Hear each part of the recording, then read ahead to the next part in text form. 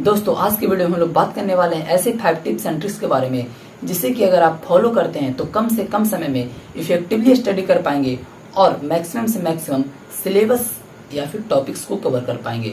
और video class में एक ऐसे बच्चे की स्टोरी सुनाने वाले हैं जो कि कहीं ना कहीं इन्हीं 5 टिप्स एंड ट्रिक्स को फॉलो किया और लास्ट 6 मंथ में क्लास 10th में बेस्ट से बेस्ट स्कोर दे पाया। वो बच्चा कहीं ना कहीं एक बैक बेंचर स्टूडेंट हुआ करता था।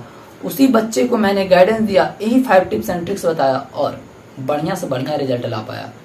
तो मेरा नाम है इंद्रजीत कुमार और आप देखना शुरू कर चुके हैं एजुकेशन एक्सचेंज के सुपर मोटिवेटेड लेक्चर को। तो चलिए हम आज का वीडियो शुरू करते हैं। दोस्तों हमारा फर्स्ट टिप्स है golden hour study. First tips क्या है? Golden hour study. अब देखो भाई लोग, ये गोल्डन आवर स्टडी क्या होता है? गोल्डन आवर स्टडी क्या होता है कि अगर आप सुबह जिस टाइम उठ रहे हो, ये मायने नहीं रखता कि आप सुबह 4 बजे उठ रहे हो या फिर 5 बजे उठ रहे हो या फिर 7 बजे उठ रहे हो या फिर 10 बजे उठ रहे हो या फिर इवन 12 बजे उठ रहे हो। आप जिस समय उठ रहे हो उसके उठने के बाद जो 2 आवर्स होता है उस समय आपको बेस्ट स्टडी करना है। बेस्ट स्टडी करना है इसका मतलब ये है कि आप 2 आवर्स इतना बेस्ट स्टडी करें, फ्रेशली स्टडी करें। अगर आप उस 2 आवर फ्रेशली स्टडी करते हैं तो आपका जो पूरा दिन का जो स्टडी होगा वो इफेक्टिवली होगा। अगर आप उस 2 आवर को वेस्ट कर देते हैं, मतलब कि बर्बाद कर देते हैं, तो आपका पूरा दिन का जो स्टडी होगा पूरा बोझ की तरह लगेगा, बर्डन आपको दिमाग पर हमेशा रहेगा। इसलिए आप जिस समय उठ रहे हैं उस समय आपको लगातार 2 आवर्स, अगर आप 2 आवर्स शुरू में नहीं कर पाते तो कम से कम आपको 1 आवर तो करना ही है। 1 आवर करना है, उसके बाद डेली आपको बढ़ाते जाना टाइम, 5 मिनट्स 10 मिनट्स आपको इस तरह से बढ़ाते जाना है और मैक्सिमम से मैक्सिमम 2 आवर्स तो करना ही है। 2 आवर्स आपको फ्रेशली स्टडी करना है, जिसके क्या होगा कि आपको पूरा दिन का जो स्टडी होगा बेस्ट हो पाएगा। तो हमारा टिप्स नंबर फर्स्ट यही था कि आपको गोल्डन आवर स्टडी करना है। और देखो हम तो आपको टिप्स बता रहे हैं, आपने वीडियो तो शुरू कर दिया, आपको एक ही काम करना है कि आप नोटबुक उठाइए और जितना मैं टिप्स बताने वाला हूँ सबको आप क्या करिए, कॉपी पर लिखते जाइए और इसको क्या करना है, आपको फॉलो करना है। आई होप कि टिप्स नंबर फर्स्ट आपको अच्छी तरह से समझ में आया होगा। तो चलिए बढ़ते हैं टिप्स नंबर सेकंड की ओर। तो दोस्तों सेकंड टिप्स है हमारा अवॉइड डिस्ट्रैक्शन। सेकंड टिप्स क्या है? Avoid distractions. आपको डिस्ट्रैक्शन से अवॉइड होना है, मतलब डिस्ट्रैक्शन से आपको हटना है।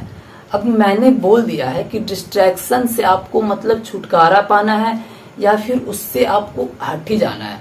तो ये तो इतना आसान है। जैसे डिस्ट्रैक्शन में क्या हो गया कि इंस्टाग्राम चलाना, फेसबुक वगैरह चलाना, अब इतना आसान नहीं कि उसको डायरेक्ट छोड़ दें। मैंने सोच लिया कि अब मैं आज से इंस्टाग्राम यूज करना बंद कर दूं, तो ऐसा तो कभी होगा ही नहीं। जिसका भी लत लग जाता है उसको छोड़ने के लिए हमको समय लगता है।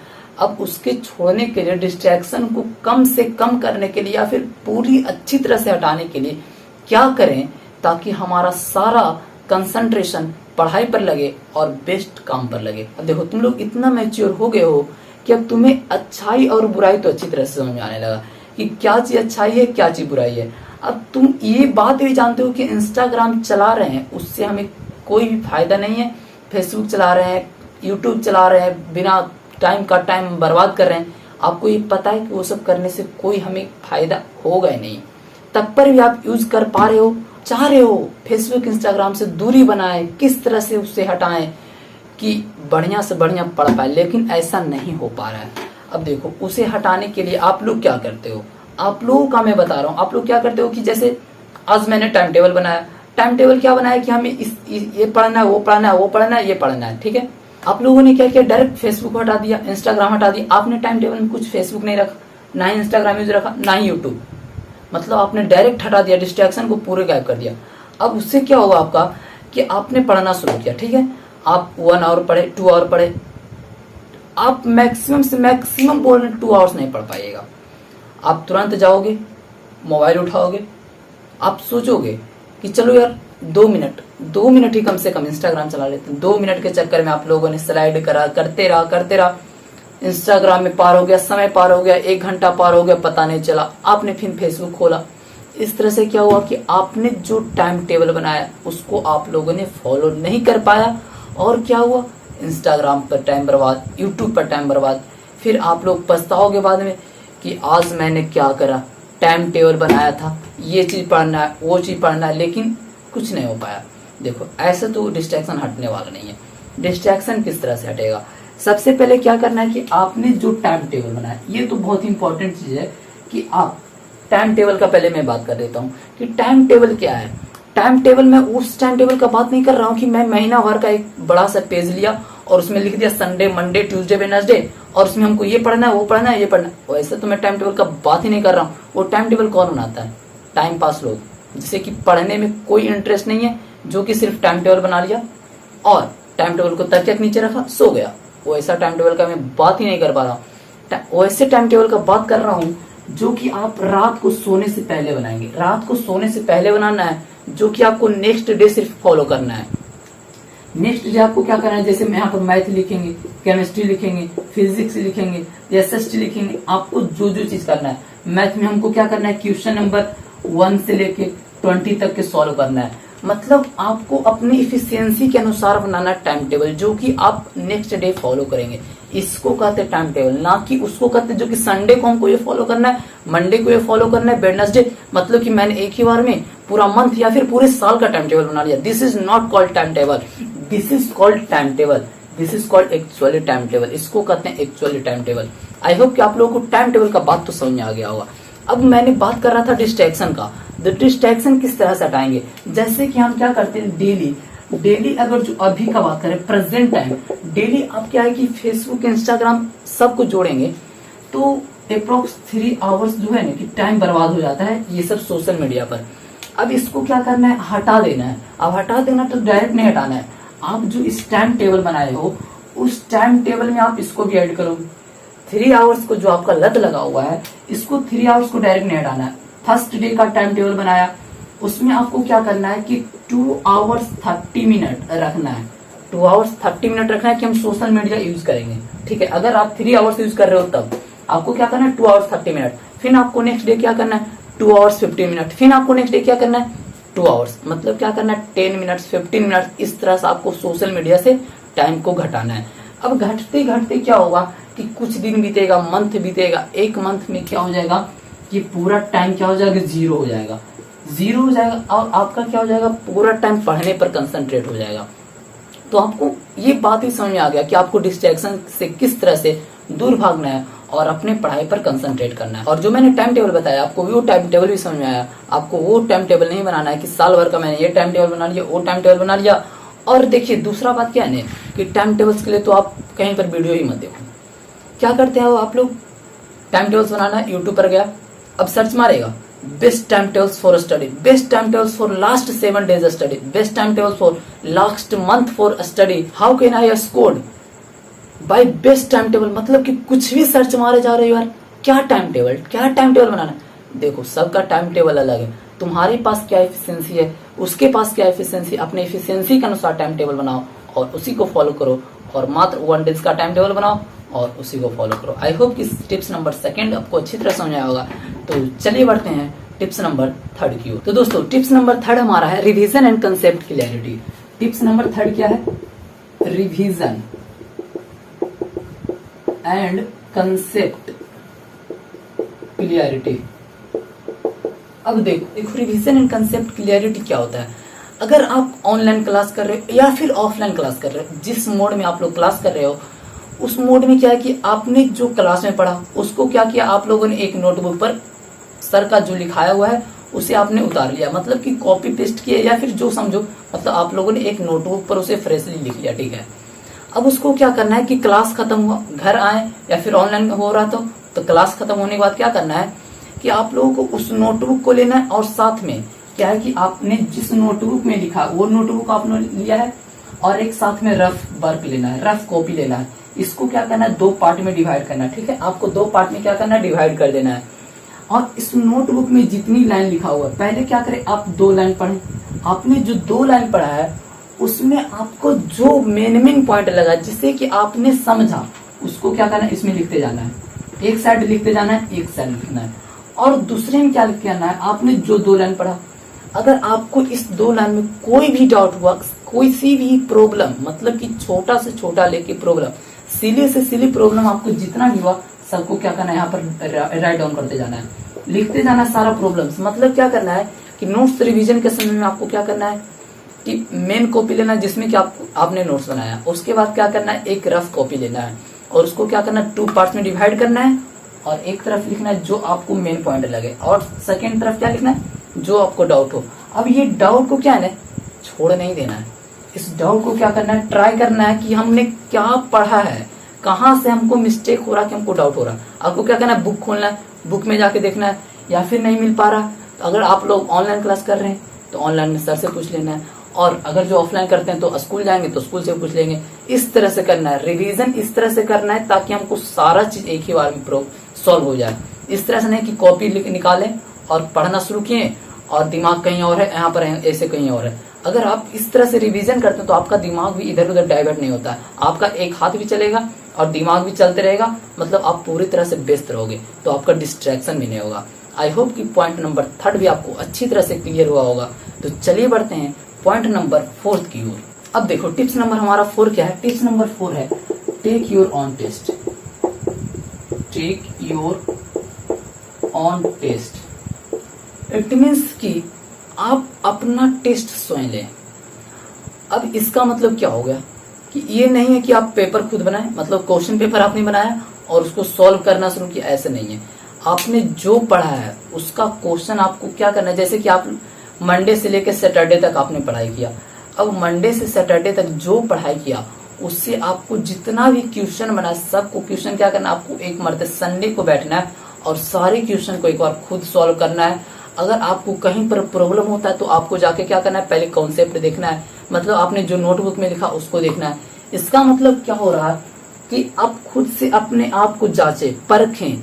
अब हम अपने स्कूल के टेस्ट का इंतजार नहीं करेंगे कि हम मेरा स्कूल में टेस्ट होगा हम उसमें किस तरह से अपियर करेंगे।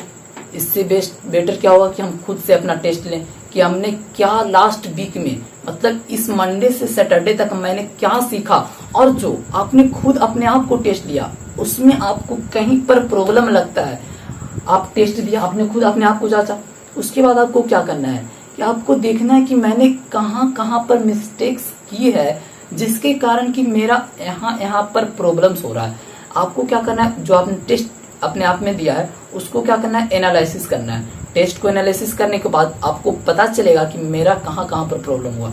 अब आगे जो टेस्ट आप दोगे, अगर आप स्कूल में टेस्ट दे रहे हो तो आपको पता हो जाएगा कि कहाँ कहाँ पर प्रॉब्लम्स होता है, कहाँ कहाँ पर सिली मिस्टेक्स होता है जिससे कि हमारा नंबर कट रहा है। तो आपको खुद से टेस्ट लेने पर कॉन्फिडेंस भी आएगा और साथ साथ में कंसेप्ट का क्लियरिटी भी आएगा। आई होप कि टिप्स नंबर 4 भी आपको अच्छी तरह समझ आया होगा। और देखो टिप्स नंबर 5 तो हमारे पास कोई टिप्स है ही नहीं।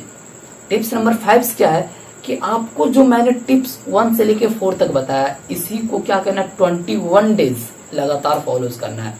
टिप्स नंबर 5 क्या है कि मैंने जो भी टिप्स 4 टिप्स बताया है इसको क्या करना है 21 डेज कंटिन्यू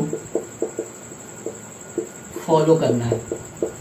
अब देखो अगर आप इस वीडियो को जिस डेट में देख रहे हो उस डेट में आपको फर्स्ट कमेंट करना है, उसके बाद 21 डेज के बाद उसी कमेंट को एडिट करना है कि आप में कितना इंप्रूवमेंट आता है। आप अगर जो ईमानदारी से देखो, ईमानदारी तो अब खुद बरतना पड़ेगा। अब तुम इतना मैच्योर हो चुके हो कि अब तुम्हें खुद डिसीजन भी लेना होगा थोड़ा थोड़ा। अब सारा चीज तुम्हें तो पेरेंट्स नहीं बोलने वाले हैं। अब तुम पढ़ोगे, नहीं पढ़ रहे हो तो तुम्हें तो पेरेंट्स थोड़ा मोड़ा बोल सकते हैं कि बेटा पढ़ लो, तुम तो बड़ा हो गए हो, तुम्हें तो उतना मार भी नहीं सकते हैं। इसलिए क्या कि तुम्हें खुद ईमानदारी अपने आप में बरतना है और आज से जिस दिन से तुम वीडियो देख रहे हो उस दिन से ये ईमानदारी से टिप्स को फॉलो करना शुरू करो और 21 डेज लगातार फॉलो करो। अगर इम्प्रूवमेंट नहीं आता है तो कमेंट में बताना, और इम्प्रूवमेंट आता भी है तो भी कमेंट में बताना है। और मैंने बोला था कि लास्ट में आपको एक ऐसे बच्चे की स्टोरी सुनाऊंगा जो इसी 5 टिप्स को फॉलो किया, और ये 5 टिप्स उसे मैंने ही दिया था और वो एक सक्सेस स्टूडेंट कहें तो मतलब एज ए क्लास 10 में बढ़िया रिजल्ट लाया। देखो गाइस, जिस बच्चे का मैं कहानी सुनाने वाला हूँ उस बच्चे का नाम शुरू होता है यश से। अब यश से नाम शुरू होता है, उसका नाम नहीं बताएंगे, लेकिन चलो उसका यश से नाम रख देते हैं संदीप। मैंने मान लिया कि नाम उसका था संदीप। अब देखो संदीप नाम का जो लड़का था वो मेरा क्लासमेट था। मैं जिस स्कूल में क्लास 8 में एडमिशन लिया था और उसी लड़का ने मेरे साथ ही क्लास 8 में एडमिशन लिया था और मेरा फर्स्ट फ्रेंड यही संदीप नाम का लड़का बना था। देखिए शुरू में क्या था कि ये पढ़ने में बढ़िया था। पढ़ने में बढ़िया इसका ये मतलब नहीं कि सुपर क्वालिफाइड था, मतलब बढ़िया जानता था इंटेलिजेंट वगैरह था, ऐसा नहीं था। लेकिन ये पढ़ने में इसके पास इंटरेस्ट था, पढ़ना चाहता था और पढ़ता था भी। लेकिन क्या होता है कि जब बच्चा धीरे धीरे यंग एज में आता है तो उसको बाहर दुनिया खावा लगता है, मतलब डिस्ट्रैक्शन की ओर जल्द भागता है, गलत उसको आदत तुरंत पकड़ता है। तो इस बच्चे के साथ कुछ ऐसा ही हुआ। ये क्या हुआ कि क्लास 8 में पढ़ता पढ़ता धीरे धीरे लास्ट क्लास 8 में इसका जो होता है ना क्वालिटी नेट में इसकी कैरेक्टर क्या हुआ, इसका थोड़ा थोड़ा गलत होने लगा। क्लास 8 में थोड़ा सा कैरेक्टर गलत हुआ और क्लास 8 का जब फाइनल रिजल्ट आया तो इसका जो क्लास 8 में रैंक है बढ़िया ही रहा, मतलब उतना भी खराब रैंक नहीं गया था।